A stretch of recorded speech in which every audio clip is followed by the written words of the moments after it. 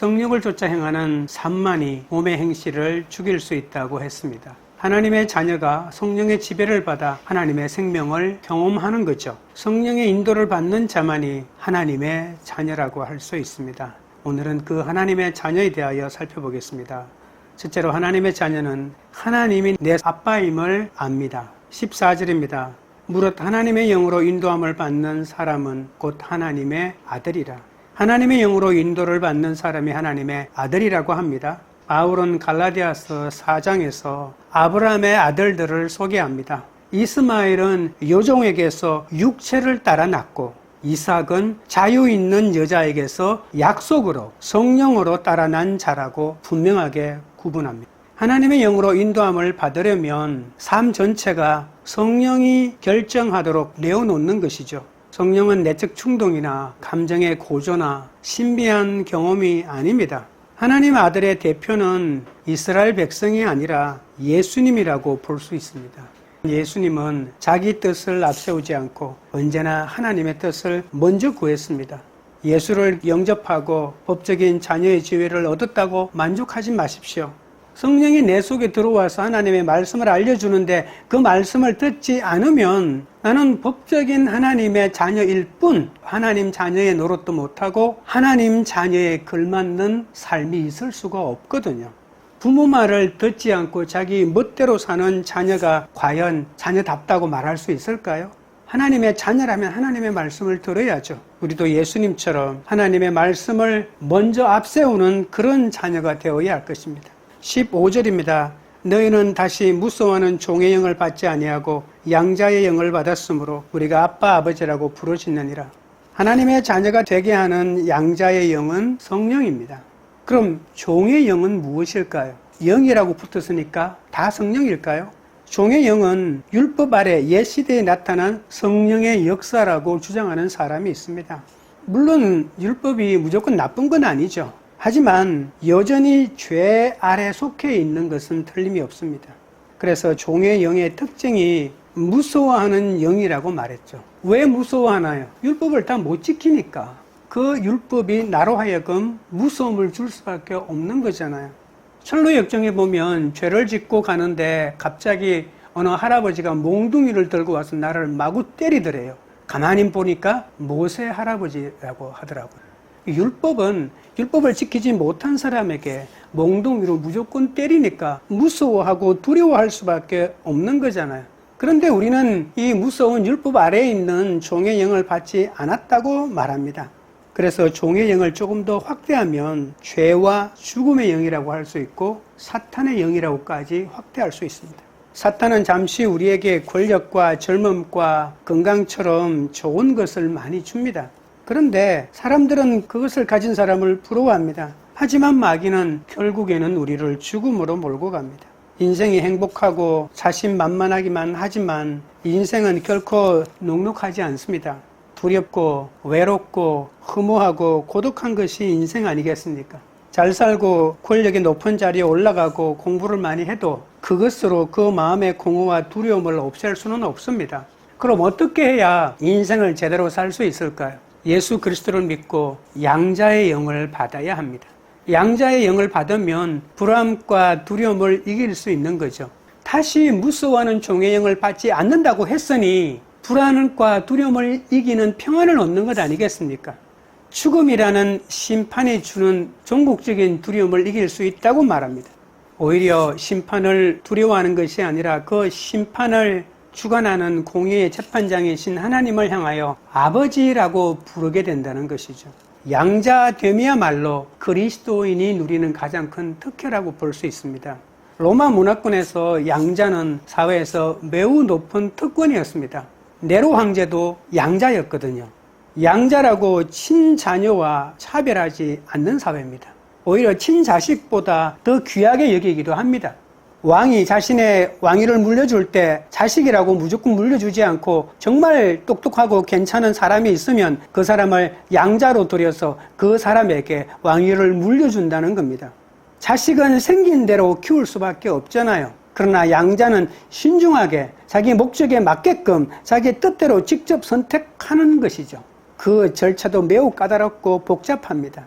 그런데 일단 양자가 되면 우수한 가정교사에게 배울 수 있는 기회가 주어집니다. 양부모가 누구인지, 양부모가 원하는 것이 무엇인지, 양부모가 원하는 대로 교육을 가르친다는 거죠. 그리고 교육이 끝날 때쯤 되면 양부모가 준비한 놀라운 상속마저 알려줍니다. 모든 법적 권리와 특혜를 그에게 정려하는 것이죠. 성령도 양자된 우리에게 하나님을 알게 하고 하나님을 아빠라 부르게 하는 거죠. 양자의 영은 우리가 하나님의 양자인 것을 보증해 줍니다. 엄밀히 말하면 성령이라고 볼 수 있는 것이죠. 그런데 양자가 된 그 즉시로 지금 아버지의 재산을 상속받는 것이 아니라는 겁니다.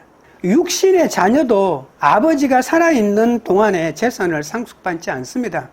하나님의 가족으로 입양되어 혜택과 특권을 누리지만 당장은 하나님 자녀의 영광스러운 모습이 나에게 재현되지 않는다는 것입니다. 기다려야 하는 것이죠. 성령은 끊임없이 우리가 하나님의 자녀인 것을 증언해 줍니다. 왜 계속 증언해 줄까요? 나는 하나님의 자녀인데 우리는 상속만 바라고 있는 겁니다.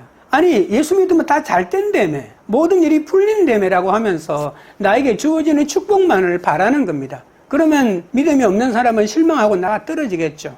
근데 성령이 계속해서 넌 하나님의 자녀야. 하지만 상속은 조금 있다가 줄 거야. 너는 지금 상속자로 훈련을 잘 받아내고 견뎌내야 돼 라고 계속해서 증언해 주는 것이죠. 그게 바로 양자의 영인 성령이라는 거죠. 완전한 양자가 되게 해주게끔 끊임없이 도와주는 그런 영이라는 뜻입니다.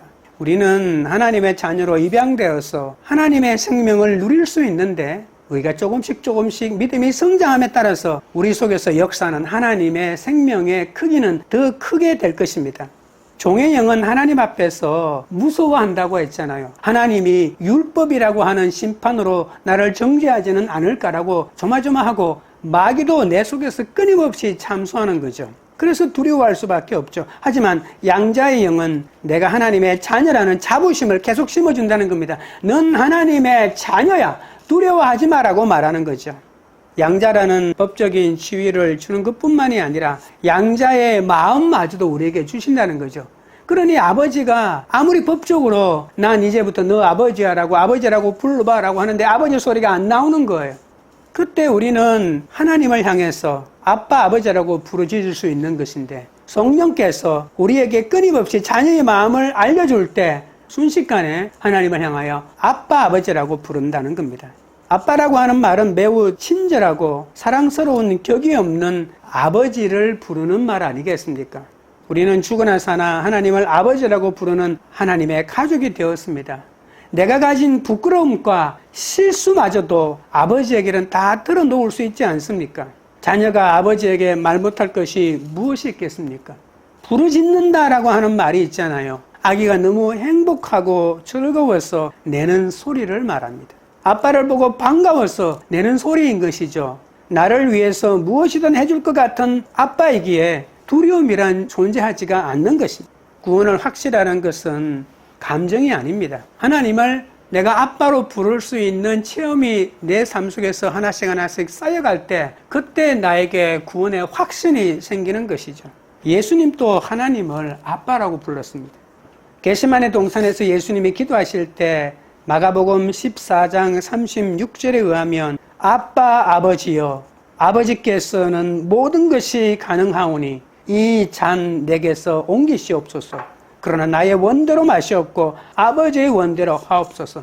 예수님 생애에서 가장 간절한 기도를 드리고 있는 장면인데 이때도 하나님을 아빠라고 부르고 있다는 겁니다. 그냥 우리 어린 아이가 아버지를 아빠로 부르는 것과 똑같은 심정으로 그렇게 아빠라고 부르고 있다는 겁니다. 삶의 무게에 짓눌려 어렵고 힘든 순간을 견디고 있지는 않습니까? 하나님은 나의 아빠가 되셔서 내 어깨에 있는 그 무거운 짐을 대신 져주시는 분이십니다.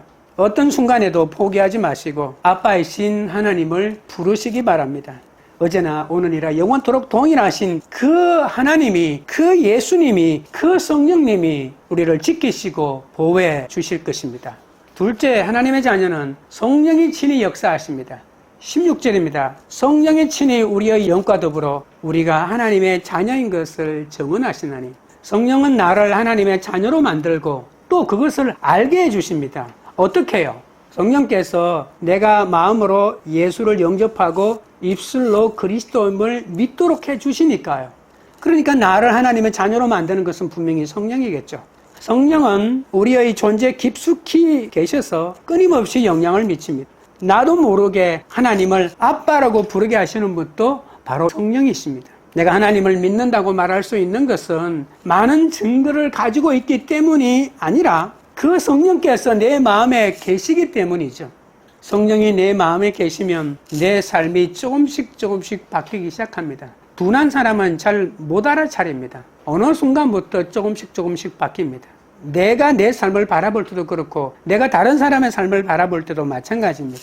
마귀가 좋아하는 것을 하지 않으려고 애를 씁니다. 물론 결국에는 한 행동을 똑같이 하지만 그러나 옛날에는 그냥 하고 싶어서 했지만 하기 싫어서 안 하려고 하다가 하는 것이죠. 그 강도가 점차 옅어진다는 것입니다. 그리고 하나님이 기뻐하시는 것을 하려고 노력합니다. 성령님이 내가 자녀임을 알려주시기 때문에 내가 그것을 확신하고 하나님을 기뻐하는 삶을 살고 싶은 겁니다. 나를 사랑하고 나를 인정해 주는 사람 말을 듣고 싶지 않습니까? 그것이 인간 아니겠습니까? 성령님은 내가 기쁜 마음으로 마음껏 하나님을 아빠라고 부르도록 끊임없이 격려하고 계십니다. 예수님은 복음서에서 170번이나 하나님을 아버지라고 부르셨거든요. 요한복음 17장에 하나님께 예수님이 기도하실 때에 무려 40번이나 아버지라고 합니다. 한 절에 한 번씩, 어떤 절에는 3번, 4번씩 아버지의 이름을 말하고 있습니다. 예수님은 제자들을 부를 때도 로마를 무찌르고 독립을 가져오자라고 하는 이 비전을 내걸고 제자들을 모으지 않았습니다. 오직 하나님의 뜻만을 찾았습니다. 예수님에게는 정치적인 추종 세력을 얻는 것이 중요하지 않았습니다. 광야에서 40일 금식하실 때도 메시아는 정치가도, 메시아는 종교가도, 메시아는 권력자도 아닌 오로지 십자가에 달려 죽는 고난받는 메시아라고 하는 사실을 뼈저리게 깨닫게 되는 시간 아니었습니까?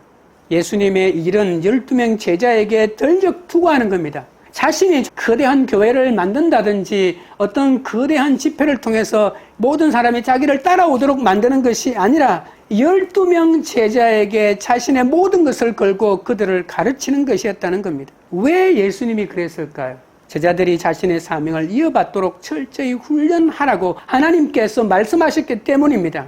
그렇게 하면 제자들의 손에 의해서 하나님 나라가 열방으로 뻗어나갈 줄 아셨기 때문입니다. 또 어떤 누구라도 하나님 아버지와 친밀하지 않으면 복음의 사명을 절대로 감당할 수 없음을 우리에게 알려주셨습니다. 하나님의 일을 하기를 원하십니까? 하나님과 밀접한 사람이 되어야 합니다. 하나님을 알아야 하나님의 뜻을 따라갈 수 있지 않겠습니까? 학벌이 없고 출신 배경이 비천하고 반대하는 사람이 많고 그럼에도 불구하고 끝까지 좌절하지 않고 소신을 지키며 사명을 감당할 수 있는 것은 성령의 역사 때문입니다. 아버지의 뜻에 온전히 순종할 수 있습니다. 성령이 함께 하시면 말입니다. 하나님은 돈과 권력과 세상의 명예를 구하지 않고 오직 하나님의 뜻을 따라 진실하게 쫓는 사람에게 당신의 일을 맡기십니다. 하나님의 자녀는 다시는 무수하는 종의 영을 받지 않는다고 하지 않았습니까? 과거의 상처에 붙잡혀 살아가는 것이야말로 무수하는 종의 영입니다. 성령이 내 속에 있으면 과거의 상처를 이길 수 있습니다. 과거가 우리의 현재를 고통스럽게 하는 것이 아니라 오히려 고통스러운 과거가 현재 힘든 나를 살릴 수 있다는 겁니다. 얼마 전에 노벨 문학상을 받은 한강 작가는 한동안 과거가 현재를 도울 수 있는가? 죽은 자가 산자를 구할 수 있는가? 라고 하는 문제에 골몰했다고 합니다. 그가 찾은 답은 과거가 현재를 도울 수 있고 죽은 자가 산자를 구할 수 있다는 것입니다. 과거의 상처의 아픔이 현재의 삶에 재현되지 않도록 과거의 고통이 어떤 역할을 해준다는 것입니다. 물론 과거의 실패를 되풀이하지 않으려면 역사의식이 강해야 되겠죠. 나를 돌아보는 냉철함도 있어야 하고 다시는 같은 실수를 저지르지 않겠다는 단호한 의지도 필요합니다. 과거의 상처 때문에 멀쩡한 현재의 삶을 망치는 사람보다 어리석은 사람은 없습니다. 과거의 아버지로 인해 상처를 받았는데 현재의 내가 내 자식의 아버지가 되어 같은 상처를 내 자식에게 되풀이하고 있다면 어떻게 되겠습니까? 이 아픈 상처의 대물림을 내가 끊어야 되지 않겠습니까? 누가 이 상처를 끊어낼 수가 있겠습니까? 성령만이 할 수가 있습니다. 왜냐하면 성령만이 살리는 영이기 때문입니다. 한강 작가의 깨달음은 원리를 말한 것이라면 이것을 감당하게 해주는 원동력은 어디서 나오는가? 성령이 그 원동력을 제공한다는 것입니다. 종의 영이 아닌 성령만이 하나님을 아빠라 부르며 과거의 상처와 고난을 찬란한 승리로 바꾸어 줄 수 있다는 겁니다. 현재의 삶에 감사하십시오. 내가 사는데 필요한 것은 내 과거가 아니라 바로 성령 충만입니다. 예수의 영으로 충만하십시오. 성령 충만하면 예수님의 십자가를 더 의지할 수 있습니다. 성령 충만하면 부활의 예수를 더 간절히 바라볼 수 있습니다. 성령의 충만을 입으면 과거의 상처를 모두 씻어낼 수가 있습니다. 과거에 고통스러운 일을 경험했다고 해서 똑같은 고통스러운 상황이 나오면 다 그 문제를 해결합니까? 아닙니다. 성령이 도와주셔야 합니다. 모든 상처와 저주는 그리스도의 피로, 어제의 실패는 오늘의 성령 충만함으로 끊어낼 수 있습니다. 성령은 오늘 내 삶에 생기를 불어넣어 주시기 때문입니다. 성령의 은혜로 현재를 예수의 생명으로 가득 채우는 것이 하나님 자녀의 특권 중의 특권 아니겠습니까? 종의 영을 벗고 당당한 하나님의 자녀로 살아가야 합니다. 날마다 말씀으로 하나님과 친밀한 동행함으로 현재를 잘 살아가야 합니다. 셋째, 하나님의 자녀는 그리스도와 함께한 상속자입니다. 17절입니다. 자녀이면 또한 상속자, 곧 하나님의 상속자요 그리스도와 함께한 상속자니 우리가 그와 함께 영광을 받기 위하여 고난도 함께 받아야 할 것이니라. 하나님의 자녀는 하나님의 상속자라고 했습니다. 하나님의 모든 약속을 받는다는 뜻입니다. 하지만 지금 당장 받지는 않는다고 했죠.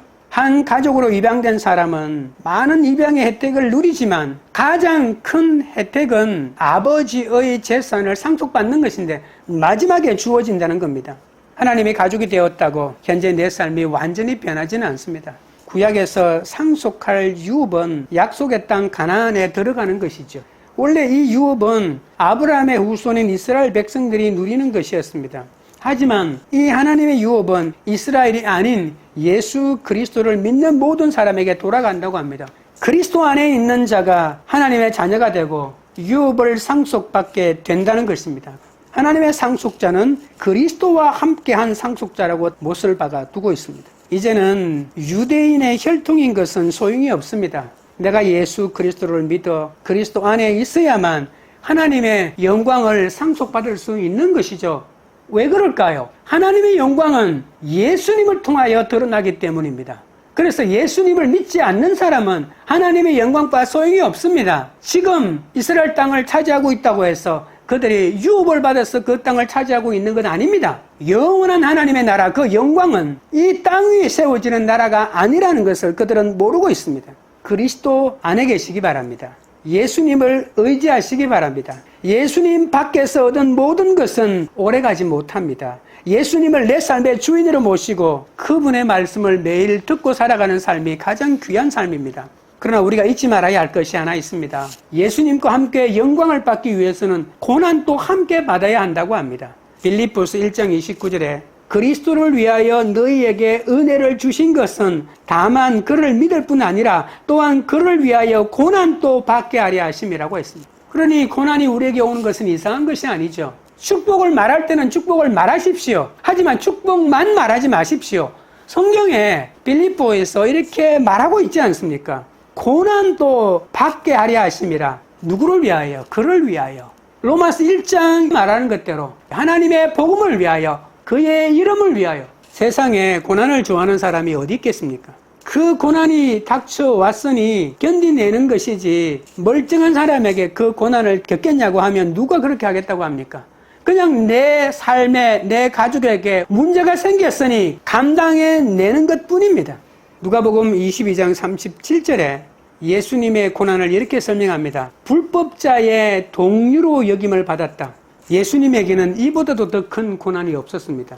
우리는 예수님의 육체적인 고난을 생각할 때가 많이 있죠. 인간이 겪을 수 있는 가장 큰 고통스러운 형벌이 바로 십자가형 아닙니까? 순식간에 죽는 것도 아니고 몸에 모든 피가 쏟아져 나올 때까지 서서히 매달려서 죽어가는 지독한 형벌입니다.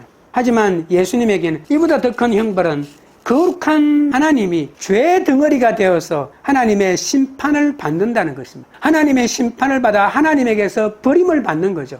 예수님이 십자가에 달릴 때 예수님은 하나님과 아무런 관계가 없습니다. 그냥 죽어가는 죄물에 불과한 것이죠. 세상의 모든 죄가 예수님의 몸에 다 달라붙었습니다. 저주를 받고 형벌을 받고 하나님에게 버림을 받고 쫓겨나는 것입니다. 이 고통이 예수님에게는 감당할 수 없는 고통이었다는 겁니다. 마지막에 이러한 고난은 우리에게 축복이 되지만 그러나 그것은 나중의 이야기고 지금 당장 모든 사람이 고난을 싫어한다는 겁니다. 어렵고 힘든 사람과 연대하고 함께하는 것이 얼마나 어려운 일인지 모릅니다. 그러나 우리가 하나님의 자녀로 그리스도의 영광을 받기 원한다면 예수님의 고통도 함께 받아야 한다고 성경이 말하고 있는 것이죠. 때로는 내게 임한 가난과 병도 참고 이겨내야 합니다. 때로는 나와는 상관없는 배고픈 사람, 도움을 받지 못한 소외된 사람을 찾아가 연대해야 될 때도 있습니다. 하나님의 사랑과 정의와 공의가 필요한 사람들과 연대하지 않는데 어떻게 세상이 변하겠습니까? 모든 세상을 교회 다니는 사람으로 만드는 것이 하나님의 나라입니까? 모두가 자신의 이익만 바라고 사는데 어떻게 이 세상에 평화가 임하겠습니까? 우리는 그리스도와 함께 하나라고 성경이 말하고 있습니다. 그러니 예수님의 영광을 따라 고난도 함께 받을 수밖에 없죠. 평화를 원하는데 어찌 내 것을 내어주지 않고 평화가 이루어지겠습니까? 내 것을 양보하지 않고 어떻게 협치가 이루어지겠습니까? 내 것을 내어두지 않고 가난한 사람이 어떻게 먹을 것을 얻을 수 있겠습니까? 내 집을 내어주지 않고 어떻게 가난한 사람이 잠자리를 찾을 수가 있겠습니까? 그리스도의 고난을 감내한다는 심정으로 내가 품을 수 있는 사람을 품어야 하지 않겠습니까? 예수님은 고난을 통해 영광으로 들어가신 것처럼 우리가 지금 겪는 고난은 우리의 믿음을 더욱 강건하게 할 것입니다. 그리스도의 영광은 그리스도의 고난 가운데 있습니다. 하나님 자녀의 특권이 하나님이 주신 약속과 축복을 받는 데만 있지 않습니다. 어렵고 힘든 이웃들과 함께 고난을 나누는 데도 있다는 사실입니다. 내가 잘못해서 고난을 받는 것이 아니라 고난받는 사람들 속에 들어가서 함께 예수 그리스도의 삶을 사는 것이 하나님 자녀의 특권입니다.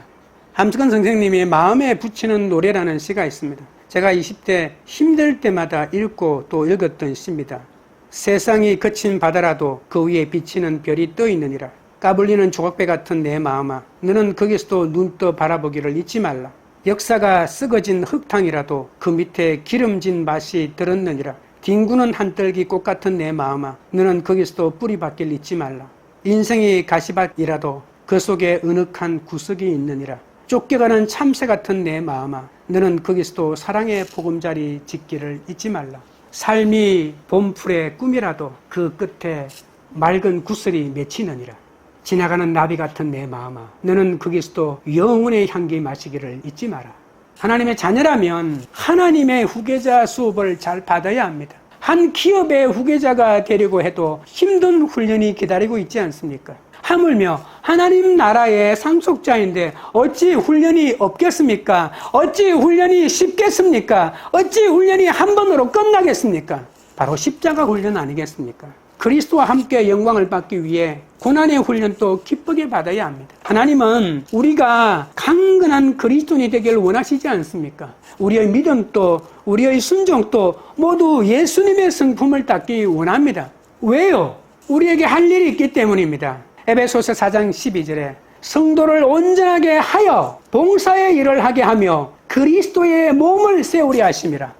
우리는 예수님의 사랑 안에서 참된 것을 하여 범사에 예수님에게까지 자라가야 합니다. 이것이 예수님이 우리에게 바라는 것입니다. 그렇게 하려고 때로는 아픔도 주시고 고난도 허락하시는 거죠. 하나님의 상속자 신분이 너무나 대단하기 때문에 이 땅에서 잠시 받는 고난을 허락하십니다. 그렇기 때문에 얼마든지 기쁘게 받을 수 있는 것이죠. 고난을 생각하지 마시고 그 고난 너머에 있는 영광을 생각해 보시라는 겁니다.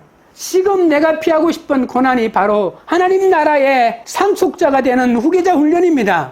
지금 내려놓고 싶습니까? 지금 도망가고 싶습니까? 그 훈련을 일단은 잘 받아내십시오. 힘든 훈련을 받을 때마다, 힘들 때마다 주님을 바라보십시오. 십자가의 주님을 바라보시고 부활의 주님을 의지하십시오. 그리스도의 본을 날마다 따름으로 하나님이 허락하신 후계자 훈련을 잘 받아 언제나 그리스도와 함께하는 하나님의 자녀의 상속자가 되시기를 주님의 이름으로 축원드립니다. 말씀을 맺겠습니다. 하나님의 자녀는 하나님이 나의 아빠임을 압니다.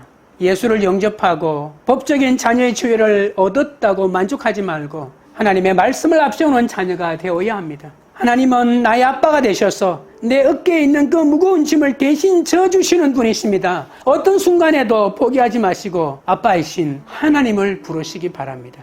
하나님의 자녀는 성령이 친히 역사하십니다. 성령은 나를 하나님의 자녀로 만들고 또 그것을 알게 해주십니다. 학벌이 없고 출신 배경이 비천하고 반대하는 사람이 많아도 성령이 역사해 주셔서 끝까지 좌절하지 않고 사명을 감당하게 만들어 주십니다.